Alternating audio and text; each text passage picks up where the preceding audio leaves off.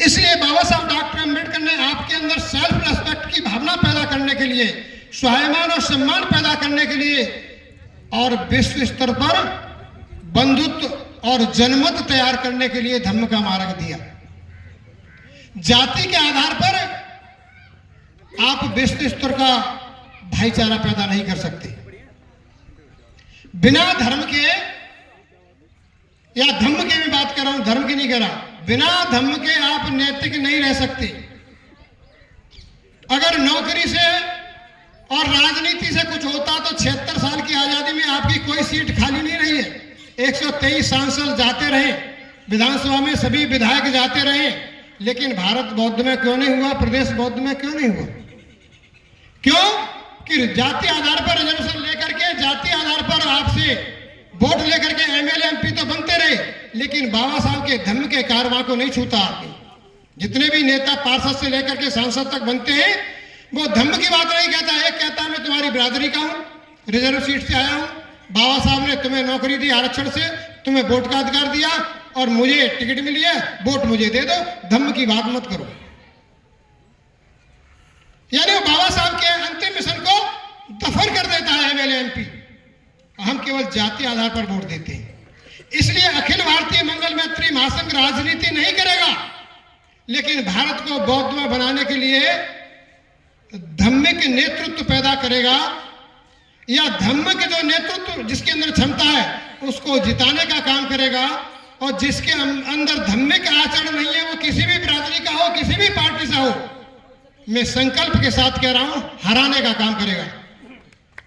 जब तक इन दोगले नेताओं को, झूठे वास्टर्ड अम्बेडकरवादियों को, झूठे बौद्धवादियों को नहीं हराया जाएगा, तब तक आपका अच्छा नेतृत्व आगे नहीं आएगा।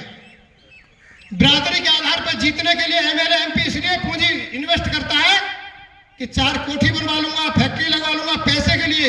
वो बौद्ध धर्म के लिए नहीं जीता। इसलिए आपके लिए कभी बौद्ध धर्म का विधेयक लाने की बात नहीं करता।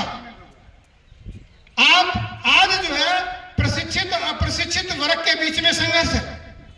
एक आरएसएस द्वारा प्रशिक्षित वर्ग है जिसने सरस्वती शिशु मंदिर से लोगों को प्रशिक्षित किया है, ब्यूरोक्रेटिक सिस्टम तैयार किया है, धर्म के क्षेत्र में आरएसएस शाखा के माध्यम से तैयार किया है, और आर्थिक क्षेत्र में कॉर्पोरेट जगत में प्रशिक्षित करके उद्योगपति बनाया है। हम अकुशल हैं, अप्रशिक्षित हैं। अकुशल अप्रशिक्षित सेना कितनी भी बड़ी मात्रा में हो, कुशल प्रशिक्षित सेना से जीत नहीं सकती।